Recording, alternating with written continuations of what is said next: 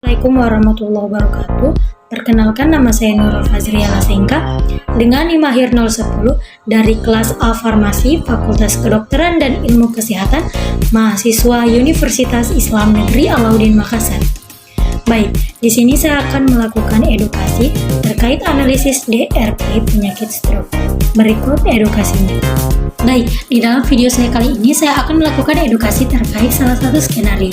Berikut skenario.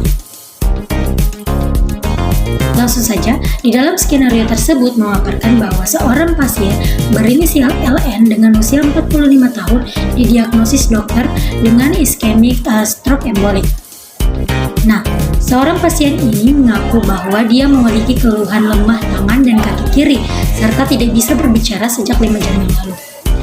Nah, istrinya pun mengaku bahwa Tuan LN ini memiliki riwayat sakit jantung dan juga obat yang terakhir diminum berupa sediaan digoxin 250 tablet, noperten 10 mg tablet, dan juga katopril 25 mg tablet.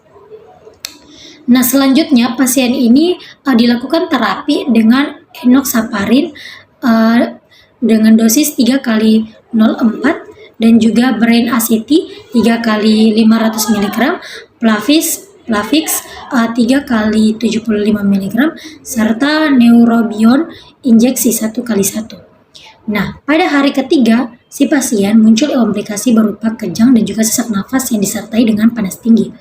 Nah, dengan tekanan darah yang semula 170/90 mmHg, kini turun menjadi 100/70 mmHg. Langsung saja simak penjelasannya. Nah, mengenai stroke embolik. Stroke embolik ini merupakan suatu penyumbatan suplai darah ke bagian otak yang disebabkan oleh gumpalan atau embolus. Stroke embolik ini terjadi ketika bekuan darah atau puing-puing embolus bergerak dari satu bagian tubuh dan terjebak di arteri sempit di otak. Nah, di dalam kasus skenario ini, pasien mengalami suspek pneumonia akibat komplikasi yang muncul setelah hari ketiga setelah meminum obat. Nah, dapat kita ketahui bahwasanya komplikasi biasanya terjadi karena beberapa faktor. Salah satunya ialah efek dari mengonsumsi obat kimia yang terlalu banyak. Di dalam skenario tersebut juga memaparkan bahwa terjadinya komplikasi setelah meminum obat, yaitu seperti sesak nafas, kejang-kejang, dan juga tekanan darah yang menurun. Nah, yang tadinya 170/90 kini turun menjadi 100/70.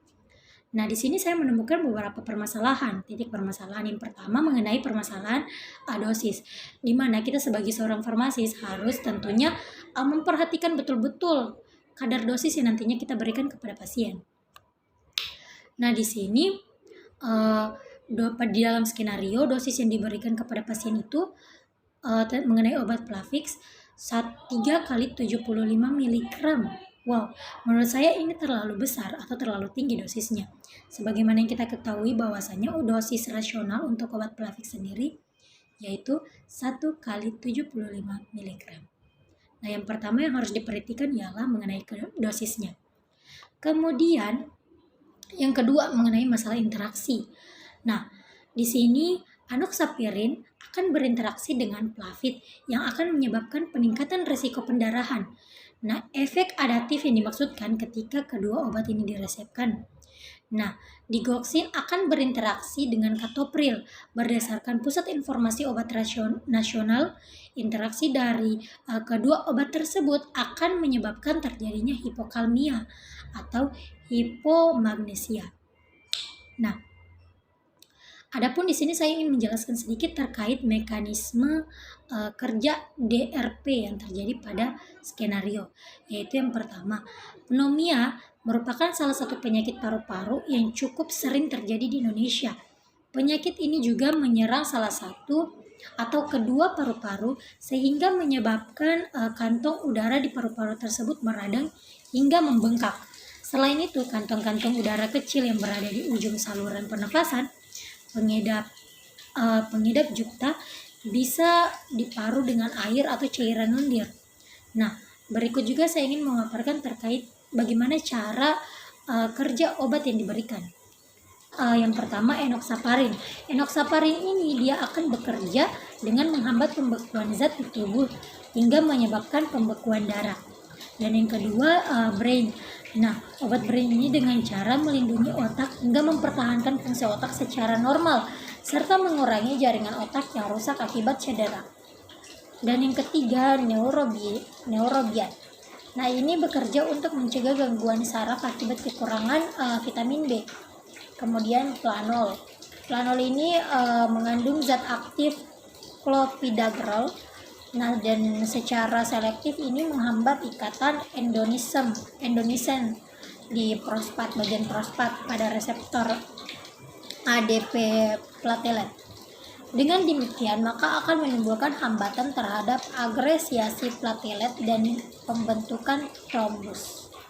Baik, di sini juga saya akan memberikan edukasi sedikit terkait cara pencegahan dan juga penanganan pengobatan penyakit pneumonia dan juga stroke. Yang pertama, pengobatan untuk pneumonia sendiri. Yang harus dilakukan ialah memberikan antiperiatik dan juga analgetik untuk meredakan demam serta nyeri. Dan yang kedua, memberikan obat untuk meredakan batuk, beristirahat yang cukup, mengonsumsi makanan yang bergizi dan juga seimbang, banyak minum air putih agar tidak kekurangan cairan, serta memberikan obat antibiotik untuk mengatasi pneumonia yang disebabkan oleh infeksi bakteri. Dan kemudian bagaimana cara untuk pengobatan stroke? Nah, cara untuk pengobatan stroke sendiri, di situ kita bisa melakukan dengan menjaga pola makan, olahraga yang secara teratur, berhenti merokok. Ingat, berhenti merokok, dan juga hindari pengonsumsian minuman yang beralkohol, serta hindari penggunaan nafsa. Mungkin itu saja edukasi yang saya berikan, semoga bermanfaat. Saya akhiri, wassalamualaikum warahmatullahi wabarakatuh.